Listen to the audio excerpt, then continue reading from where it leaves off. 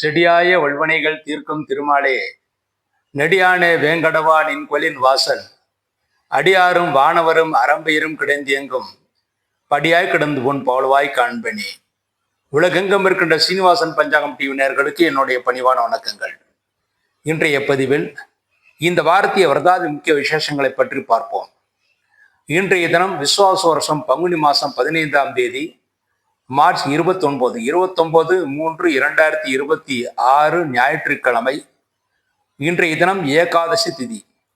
இன்றைய தினம் காலை 7:47 வரை ஏகாதசி திதி. அதன் பிறகு துவாதசி திதி. ஆயில்யம் நட்சத்திரம் பகல் 2:38 வரை ஆயில்யம் நட்சத்திரம். அதன் பிறகு மகம் நட்சத்திரம். திருத்தி நாம் யோகம், பத்ரே கரணம், நேத்திரம் 2, ஜீவன் 1 என்ற அளவில் இருக்கிறது. ஞாயிற்றுக்கிழமை ஆயில்யம் சேரும்போது சித்தியோகம், ஞாயிற்றுக்கிழமை மகம் சேரும்போது மரண யோகம். ஆகவே ஞாயிற்றுக்கிழமையான இன்றைய தினம் பகல் 2:38 வரை சித்தியோகம், அதன் பிறகு மரண யோகம் என்ற அளவில் இருக்கிறது. இன்றைய தினம் கரிநாள். முடிந்தவரை சுபங்களை தவிர்க்க வேண்டும். ஆனால் கரிநாள் தோஷம் காலை 7:47 வரை மட்டுமே இருக்கிறது. அதன் பிறகு கரிநாள் தோஷங்கிறது கிடையாது. இன்றைய தினம் காமத ஏகாதசி. நம்முடைய ஆசைகளை எல்லாம் விருப்பத்தை எல்லாம் நிறைவேற்றுகின்ற ஏகாதசி காமத ஏகாதசி. இன்றைய தினம் பெருமாள் கோயிலுக்கு சென்று பெருமாளுடைய உயரத்திற்கு ஏற்றபடி துளசி மாலை அணிவித்து பிரார்த்தனைகள் செய்தால் நிச்சயமாக அந்த பிரார்த்தனைகள் வெற்றி ஏற்படுத்தி கொடுக்கும். தமனாரோபணம், விஷ்ணு தமனம் என்று கூறுவார்கள். ஆகவே இன்றைய தினம் மறிக்கொழுந்து மலர் நாள். அதாவது இன்றைய தினம் பெருமாளுக்கு அர்ச்சனை செய்யும்போது மறிக்கொழுந்து மலர் கொண்டு அர்ச்சனை செய்ய வேண்டும். துளசி அர்ச்சனை என்பது பொதுவானது. ஆனால் இன்றைய தினம் விஷ்ணு தமனம் என்று கூறுவார்கள். தமனம் என்றால் மறிக்கொழுந்து மலர். மறிக்கொழுந்து மலர்னால் இன்றைய தினம் பெருமாள் பூஜை செய்வது மிகவும் சிறப்பானது. அதன் மூலமாக நினைத்ததெல்லாம் சாதிக்க முடியும். நினைத்த காரியங்கள் கைகூடும் என்றிருக்கிறது.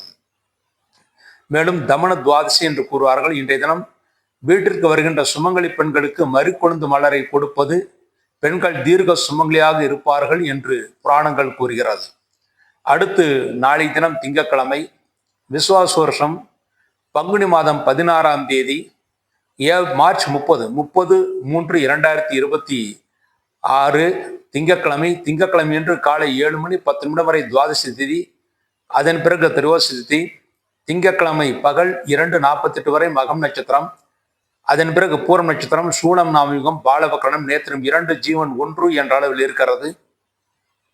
திங்கட்கிழமை மகம் சேரும்போது மரண யோகம், திங்கட்கிழமை பூரம் சேரும்போது சித்தியோகம். ஆகவே திங்கட்கிழமை என்று பகல் 2:48 வரை மரண யோகம், அதன் பிறகு சித்தியோகம் என்ற அளவில் இருக்கிறது. அன்றைய தினம் முடிந்தவரை சுபகாரியங்கள் தவிர்க்கப்பட வேண்டும்.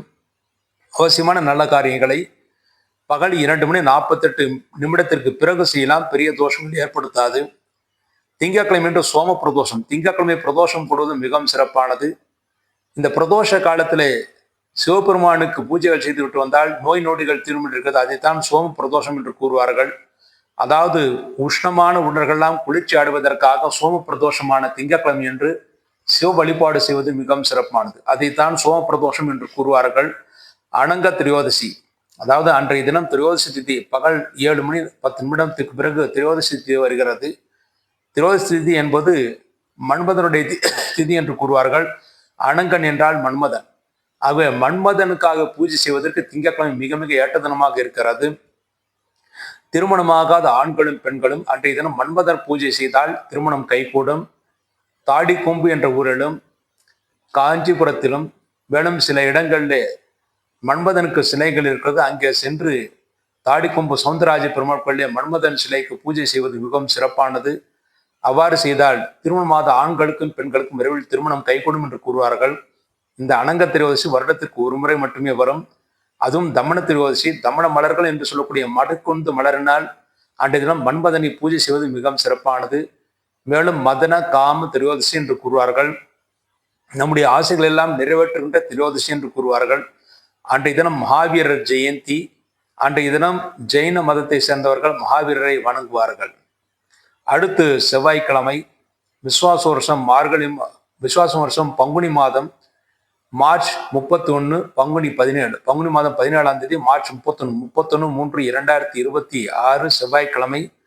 செவ்வாய்க்கிழமை காலை 6:56 வரை திரியோதசி திதி. அதன் பிறகு சௌர்தசி திதி.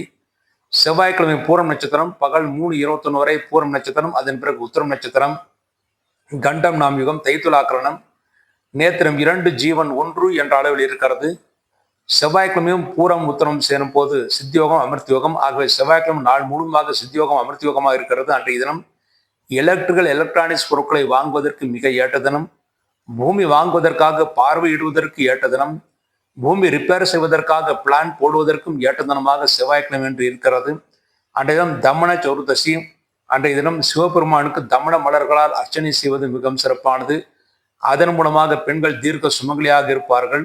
அன்றைய தினம் மாத நரசிம்ம சதுர்தசி என்று கூறப்படுகிறது. அதாவது இந்த செவ்வாய்க்கிழமை சதுர்தசி கூடி மாலை நேரத்தில் சதுர்தசி திதி இருப்பதனால் அன்றைய தினத்திலே நரசிம்ம பெருமாளை வணங்குவது மிகவும் சிறப்பானது. அன்றைய தினம் செவ்வாய்க்கிழமை நரசிம்ம பெருமாளுக்கு தமன மலர்களால் பூஜை செய்து அர்ச்சனை செய்த தமன மலர்களை, அதாவது மறிக்கொழுந்து மலரினால் மாலை அணிவித்தால் கடன் சுமைகள் தீரும் என்றிருக்கிறது. மேலும் அன்றைய தினத்தில் செவ்வாய்க்கிழமை சதுர்தசி கூடிய தினத்திலே விரைவில் கடன் தீர வேண்டும் என்பதற்காக நம் கையில் இருக்கின்ற சிறு தொகையாவது கடனை திருப்பி கொடுக்க பயன்படுத்த வேண்டும். அதன் மூலமாக கடன் சுமைகள் தீரும். மேலும் நரசிம்ம பெருமாளுக்கு முன்பாக ருண விமோச்சன ஸ்தோத்திரத்தை அன்றைய தினம் பாராயணம் செய்யலாம். அதன் மூலமாக கடன் சுமை தீர்ந்து நன்மைகளை ஏற்படுத்தி கொடுக்கும். அடுத்து புதன்கிழமை விஸ்வாச வருஷம் பங்குனி மாதம் 18ஆம் தேதி ஏப்ரல் 1/4/2026 புதன்கிழமை. புதன்கிழமை என்று காலை 7 மணி 6 நிமிடம் வரை சதுர்தசி திதி. அதன் பிறகு பௌர்ணமி திதி. அன்றைய தினம் உத்திரம் நட்சத்திரம். மாலை 4 மணி 17 நிமிடம் வரை உத்திரம் நட்சத்திரம். அதன் பிறகு அஸ்தம் நட்சத்திரம். விருத்தி நாமிகம் மணிசேகரன் நேத்திரம் 2 ஜீவன் 1 என்ற அளவில் இருக்கிறது. புதன்கிழமை உத்தரம் சேரும்போது அமிர்த யோகம். புதன்கிழமை அஸ்தம் சேரும்போது மரண யோகம். ஆகிய புதன்கிழமை என்று மாலை 4 மணி 17 நிமிடம் வரை அமிர்த யோகம். அதன் பிறகு மரண யோகம் என்ற அளவில் இருக்கிறது. புதன்கிழமை என்று தனிய நாள் தோஷம் என்பது அன்றைய தினம் கிடையாது. என்றால் பங்குனி உத்தரம் பௌர்ணமியாக இருப்பதனால் தனிய நாள் தோஷம் கிடையாது. அந்த தனிய நாள் தோஷம் கூட காலை 7 மணி 6 நிமிடம் வரை மட்டுமே இருக்கிறது. காலை 7 மணி 6 நிமிடத்திற்கு பிறகு தனிய நாள் தோஷம் என்பது கிடையாது. அன்றைய தினம் பௌர்ணமி பூஜை. அன்றைய தினம் பௌர்ணமி பூஜை செய்வதற்கு, சத்யநாராயண பூஜை செய்வதற்கு மிக மிக ஏற்றதனமாக இருக்கிறது. அன்றைய தினம் பிரௌட்சிய மண்வாதி புண்ணிய தினம். அன்றைய தினம் தில ஹோமங்கள் தில தர்ப்பணங்கள் செய்வதற்கு ஏற்ற தினம். சர்வதேவ தமனம். உங்களுக்கு இஷ்ட தெய்வம் எதுவாக இருந்தாலும் சரி, குலதெய்வமாக இருந்தாலும் சரி, இஷ்ட தெய்வமாக இருந்தாலும் சரி, எந்த தெய்வத்திற்கும் அன்றைய தினம் தமன மலர்களால் மறிக்கொழுந்து மலரினால் பூஜை செய்தால் நினைத்த காரியத்திலாம் சாதிக்க முடியும். அன்றைய தினம் பங்குனி உத்திரம். எல்லா தெய்வ திருங்களும் நடந்த நாளாக இந்த பங்குனி உத்திரம் இருக்கிறது. அதாவது பெருமாளுக்கும் தாயாருக்கும் திருமணம் நடந்தது இந்த பங்குனி உத்திரத்தில். அதே போலவே சிவபெருமானுக்கும் அம்பாளுக்கும் திருமணம் நடந்தது இந்த பங்குனி உத்திரத்தில். அதன் பிறகு முருகப்பெருமானுக்கும் வள்ளி தேவானைக்கும் திருமணம் நடந்தது இந்த பங்குனி உத்திரத்தில். ஆகவே இந்த பங்குனி உத்திரம் என்பது தெய்வ திருமணங்கள் நடந்த நாள். எல்லா கோயில்களிலும், அதாவது சைவமோ வைஷ்ணவமோ எந்த கோயிலாக இருந்தாலும் எல்லா கோயில்களிலும் இன்றைய தினம் சிறப்பு பூஜைகள் நடைபெறும். அந்த பூஜையில் அனைவரும் கலந்து கொள்ளலாம். மேலும் அன்றைய தினம் தெய்வ திருமணங்களை நடத்தினால் விரைவில் உங்கள் குடும்பத்தில் திருமணங்கள் நடக்கும். நடத்த முடியாதவர்கள் அங்கு சென்று தரிசனம் செய்தாலும் விரைவில் குடும்பத்தில் சுபகாரியங்கள் நடக்கும் என்று உறுதியாக நம்பலாம். அன்றைய தினம் புது கணக்கு தொடங்குவதற்கு நல்ல நேரமாக இருக்கிறது. தனியாக ஒரு பதிவு போட்டிருக்கிறேன். புது கணக்கு தொடங்குவதற்கு எந்த நேரம் எந்த நாள் நல்லது என்பது புதிதாக அதாவது சென்ற வாரத்திலேயே நான் அதற்கான ஒரு பதிவை போட்டிருக்கிறேன். பதிவை பார்த்து அதன்படி புது கணக்கு தொடங்குகள் நன்மைகளை ஏற்படுத்தி கொடுக்கும். அன்றைய தினம் புதன்கிழமை என்று சேலம் பட்டை கோயில் ஆஞ்சநேயர் கோயிலுக்கு அடுத்து இருந்த வசந்த மண்டபத்திலே காலை 9 மணி முதல் 12 மணி வரை லட்சுமி குபேர ஹோமம் நடைபெற இருக்கிறது. அந்த ஹோமத்தில் அனைவரும் இலவசமாக கலந்து கொள்ளலாம். இந்த ஹோமத்தில் கலந்து கொள்ள, நேரடியாக யாகத்தில் கலந்து கொள்ள விரும்புபவர்கள் 1/4 கிலோ பசு நெய், அதன் பிறகு ஒரு 5 அல்லது 6 கட்டு சமைத்து குச்சி கொண்டு வர வேண்டும். அதை கொண்டு வந்தால் நீங்களே தம்பதிகளாக சேர்ந்து உட்கார்ந்து அந்த பூஜையில கலந்து கொள்ளலாம். அன்றைய தினம் பூஜையில் கலந்து கொள்ளும் அனைவருக்கும் ₹1 காயின், அதாவது குபேரனுக்காக படைக்கப்பட்ட குபேர பூஜை செய்யப்பட்ட ₹1 காயின் மற்றும் அச்சதை பிரசாதமாக வழங்கப்படும். அதை அனைவரும், ஒவ்வொரு குடும்பத்திற்கும் 1 காயின் மட்டுமே கொடுக்கப்படும். அதாவது குபேர பூஜை செய்யப்பட்ட ₹1 காசு ஒன்று அதை கொடுக்கப்படும். அதை நீங்கள் பூஜையில் வைத்த அந்த பணத்தை, அந்த ₹1 காயினை நீங்கள் உங்களுடைய பணப்பெட்டியில் வைத்துக் கொள்ள வேண்டும், பத்திரமாக வைத்துக் கொள்ள வேண்டும். அந்த லட்சுமி குபேர பூஜை செய்யப்பட்ட அந்த காயினை, அதாவது அந்த காசை ₹1 காயினை நீங்கள் பூஜையில வைத்து அதன் பிறகு உங்கள் பணப்பெட்டியில வைத்தால் கண்டிப்பாக செல்வம் சேரும். மேலும் புது கணக்குக்கு தொடங்குவதற்கு நல்ல நாள் அன்றைய தினமே இருக்கிறது. புது கணக்கு புத்தகத்தையும் நீங்கள் கொண்டு வந்து பூஜை செய்து கொண்டு போகலாம். இதன் மூலமாக உங்களுக்கு நல்ல வருமான முன்னேற்றம் கிடைக்கும். கடந்த சில வருடங்களாக உங்களுக்கு தொழிலே மந்த நிலை இருந்தாலும் அந்த தொழில் ஸ்திரத்தன்மை ஏற்பட்டு நன்மைகளை ஏற்படுத்தி கொடுக்கும். இந்த லட்சுமி குபேர பூஜையில் அனைவரும் இலவசமாக கலந்து கொள்ளலாம். அதற்குரிய அனைத்து ஏற்பாடுகளும் அடியேன் செய்திருக்கிறேன். அன்றைய தினம் ஸ்ரீரங்கநாச்சியார் பங்குனி உத்திரம், ஸ்ரீ வரமுங்கை தாயார் திருநட்சத்திரம். ஆகவே அன்றைய தினம் பங்குனி உத்திரம் மிகவும் எல்லா கோயில்களும் விசேஷமாக இருந்தாலும் அன்றைய தினம் ஸ்ரீரங்கத்தில் மிக மிக விசேஷமாக சேர்த்து உற்சவம் நடத்துவார்கள். அதை தரிசனம் செய்தால் தம்பதிகளுக்குள் ஒற்றுமை ஏற்படும். தம்பதிகளுக்குள் இருந்த பிரிவினைகள் தீர்ந்து நன்மைகளை ஏற்படுத்தி கொடுக்கும். அடுத்து வியாழக்கிழமை விசுவாச வருஷம் பங்குனி மாதம் 19ஆம் தேதி ஏப்ரல் 2/4/2026 வியாழக்கிழமை என்று காலை 7:42 வரை பௌர்ணமி திதி. அதன் பிறகு பிரதமை திதி. அன்றைய தினம் அஸ்த நட்சத்திரம் மாலை 5:38 வரை அஸ்த நட்சத்திரம். அதன் பிறகு சித்திர நட்சத்திரம். துருவம் நாம் யுகம் பவகரணம் நேத்திரம் 2 ஜீவன் 1 என்ற அளவில் இருக்கிறது.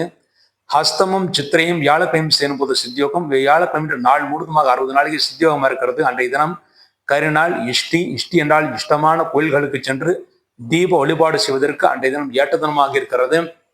அன்றைய தினம் கரிநாளாக இருப்பதால் முடிந்தவரை சுபகாரியங்கள் தவிர்க்கப்பட வேண்டும். அடுத்து வெள்ளிக்கிழமை விசுவாச வருஷம் பங்குனி மாதம் 20ஆம் தேதி ஏப்ரல் 3/4/2026 வெள்ளிக்கிழமை என்று காலை 8:43 வரை பிரதமை திதி. அதன் பிறகு துதிய திதி. அன்றைய தினம் இரவு 7:25 வரை சித்திரை நட்சத்திரம். அதன் பிறகு சுவாதி நட்சத்திரம். வியாகாத நாம் யுகம் கௌளவகரணம் நேத்திரம் 2 ஜீவன் 1 என்ற அளவில் இருக்கிறது. சித்திரையும் சுவாதியும் வெள்ளிக்கிழமை சேரும்போது சித்தியோகம். வெள்ளிக்கிழமை நாள் முழுவதுமாக சித்தியோகமாக இருக்கிறது. அன்றைய தினம் சைத்திர பகுலம். சைத்திர மாதத்தில் பகுலபட்சம் என்று சொல்லக்கூடிய தேய்பிரை ஆரம்பிக்கிறது. அன்றைய தினம் நல்ல காரியங்களை தாராளமாக செய்யலாம்.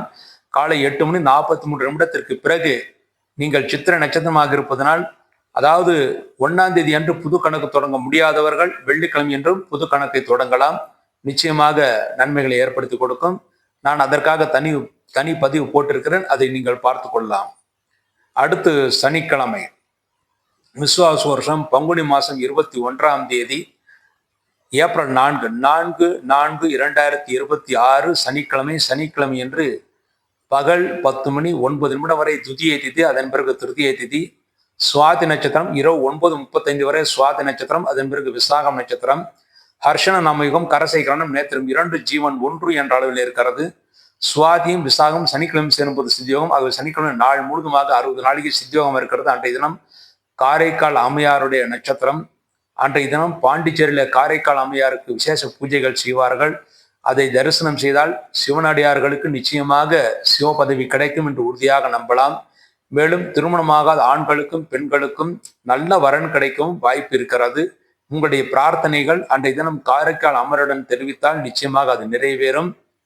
மேலும் முக்கியமாக சிவனடியார்களுக்கு அன்றைய தினம் காரைக்கால் அம்மையார் தரிசனம் செய்தால் நிச்சயமாக அந்த காரைக்கால் அம்மையார் நீங்க பாண்டிச்சேரி சென்று காரைக்காலுக்கு சென்று நேரடியாக தரிசனம் செய்தாலும், அல்லது எல்லா சிவன் கோயில்களும் காரைக்கால் அம்மையாருக்கு 61 நான்குபார்கள் ஒருவராக இருக்கிறார். அவரை தரிசனம் செய்து சிவ வழிபாடு செய்தாலும் சிவ பதவி கிடைக்கும் என்று கூறுவார்கள். அன்றைய தினம் சனிக்கிழமை சுவாதி நட்சத்திரம்.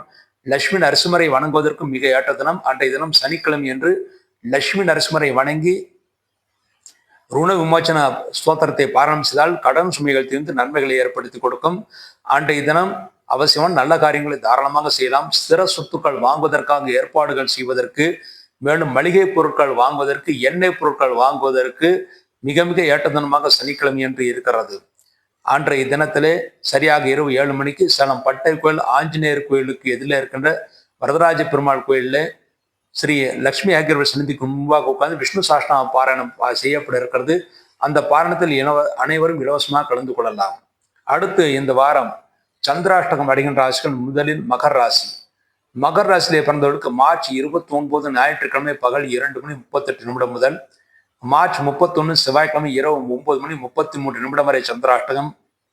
அடுத்து கும்பராசியிலே பிறந்தவர்களுக்கு மார்ச் 31 செவ்வாய்க்கிழமை இரவு 9:33 முதல் ஏப்ரல் 3 வெள்ளிக்கிழமை காலை 6:28 வரை சந்திராஷ்டகம். ஆக கும்பராசியிலே பிறந்தவர்களுக்கு ஏப்ரல் 1 புதன்கிழமை, ஏப்ரல் 2 வியாழக்கிழமை முழு சந்திராஷ்ட தினங்கள். மகரத்திலே பிறந்தவர்களுக்கு மார்ச் 30 திங்கட்கிழமை, மார்ச் 31 செவ்வாய்க்கிழமை முழு சந்திராஷ்ட தினங்கள். அடுத்து மீன ராசியிலே பிறந்தவர்களுக்கு ஏப்ரல் 3 வெள்ளிக்கிழமை காலை 6:28 முதல் ஏப்ரல் 5 ஞாயிற்றுக்கிழமை மாலை 5:28 வரை சந்திராஷ்டகம். ஆக மீன ராசியிலே பிறந்தவர்களுக்கு ஏப்ரல் 3 வெள்ளிக்கிழமை, ஏப்ரல் 4 சனிக்கிழமை, ஏப்ரல் 5 ஞாயிற்றுக்கிழமை இந்த 3 நாட்கள் முழு சந்திராஷ்ட தினங்கள். இந்த சந்திராஷ்ட தினங்கள் நீங்கள் செய்யக்கூடிய காரியங்கள் எதுவாக இருந்தாலும் சற்று யோசித்து நிதானத்தில் செய்ய வேண்டும்.